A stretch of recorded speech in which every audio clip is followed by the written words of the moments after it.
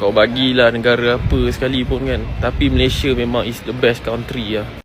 Kau bayangkan kalau travel kan, antara makanan yang korang confirm tak boleh makan macam fast food kan, confirm tak boleh.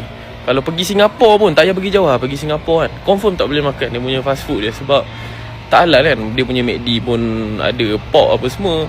So sepanjang aku travel, tak banyak pun negara, tapi macam aku pergi China, Japan, Korea, weh gila makanan dia. Ada yang sedap, ada yang tak sedap. Tapi itulah, bila dah lama kan, kau jadi rindu tau makanan kat Malaysia. Malaysia contoh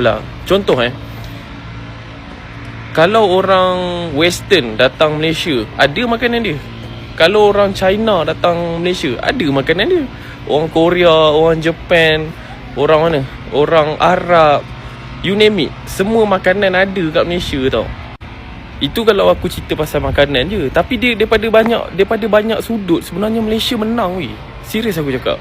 Dia punya, kita sebagai rakyat Malaysia punya manners pun sebenarnya baik sebenarnya. Nak dikomparekan dengan banyak negara aku pergi kan, dekat banyak negara sebenarnya dia orang lagi rude, lagi mean, muka ada subtitle lah. Macam kat China ni memang muka ada subtitle. Contoh kau order Didi kan, lambat sikit je ataupun salah pin sikit je, aku tengok muka dia memang ada subtitle tu.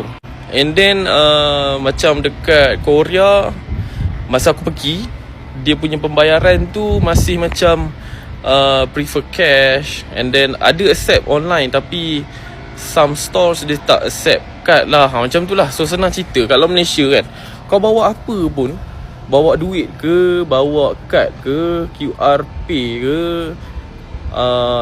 Tashengo ke, you name it, semua boleh. Dia lagi, kita punya penerimaan pembayaran kita tu lagi broad, lagi meluas. Apa saja method pembayaran mostly diterima.